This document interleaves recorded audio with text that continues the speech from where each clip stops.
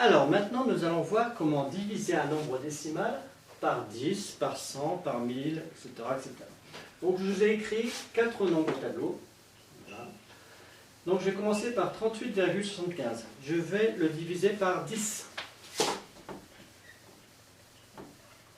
Alors si je les divise par 10, il sera donc 10 fois plus petit. C'est-à-dire que le chiffre des unités deviendra le chiffre des dixièmes. S'il devient le chiffre des dixièmes, je vais donc devoir décaler ma virgule d'un rang vers la gauche. Comme ça, il deviendra le chiffre des dixièmes. Allons-y.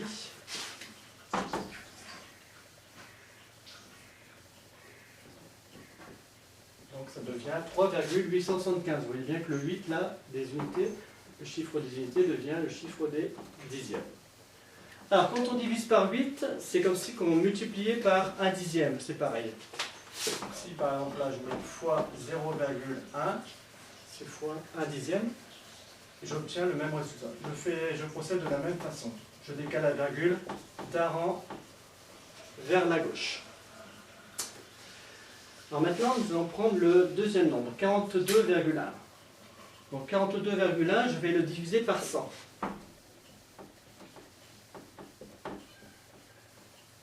Si je le divise par 100, il sera donc 100 fois plus petit. Donc 100 fois plus petit, ça veut dire que mon chiffre des unités deviendra le chiffre des centièmes. Et ça, ce sera 100 fois plus petit. S'il devient le chiffre des centièmes, ça veut dire que je décale la virgule de 2 rangs vers la gauche. Donc pour cela, je vais rajouter un 0 ici. Alors, je vais prendre le feutre bleu. Voilà. Et je vais pouvoir décaler la virgule de 2 rangs vers la gauche. 1, 2. Ça va devenir 0,421. D'accord? Donc on écrit 0,421. Alors quand je divise par 100, c'est comme si je multipliais par un centième. C'est pareil. Donc je peux écrire aussi fois 0,01, parce que 1 centième c'est 0,01, est égal à, pareil, 0,421. Voilà. Maintenant, je prends le troisième nombre, 58,03, et je vais le diviser par 1000. Alors, si je le divise par 1000, il sera donc 1000 fois plus petit. S'il est 1000 fois plus petit, ça veut dire que mon chiffre des unités qui est là va devenir le chiffre des millièmes. Donc, pour cela, je vais décaler la virgule de 3 rangs vers la gauche. Donc, je rajoute des zéros, c'est plus facile, donc comme ça je peux décaler la virgule. 1, 2, 3. Donc la virgule elle sera ici. Donc ça va me donner le nombre 0,5803.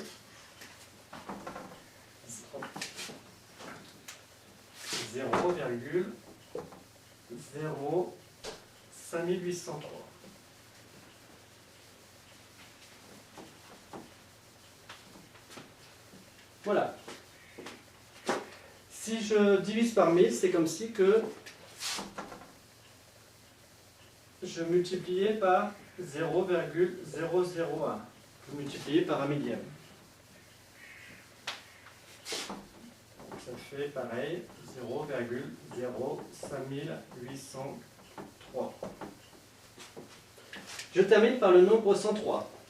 Alors cette fois-ci, je vais le diviser par 100.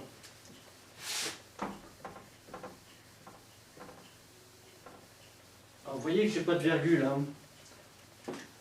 Mais rien ne m'empêche d'en ajouter des virgules. Hein. Donc 103, c'est comme si c'était 103, c'est comme si c'était 103,00. D'accord? Donc là, la virgule, je vais la décaler à gauche ou à droite. Puisque mon nombre il sera 100 fois plus petit, je divise par 100. Donc je vais devoir décaler la virgule à gauche. Donc le 103 deviendra 1,03. Donc j'écris 1,03. Alors quand je divise par 100 un nombre, je peux aussi multiplier par 0,01, c'est pareil. Multiplier par 0,01 et on obtient le même résultat. Voilà. Alors pour résumer, quand on divise par 10, par 100, par 1000, on doit décaler la virgule à gauche de 1 rang, si c'est par 10, de 2 rangs si c'est par 100, de 3 rangs si c'est par 1000, de 6 rangs si c'est 1 million, et de 9 rangs si c'est 1 milliard. Après, on peut continuer comme ça longtemps. Voilà, j'espère que vous avez compris la leçon, et puis je vous dis à bientôt.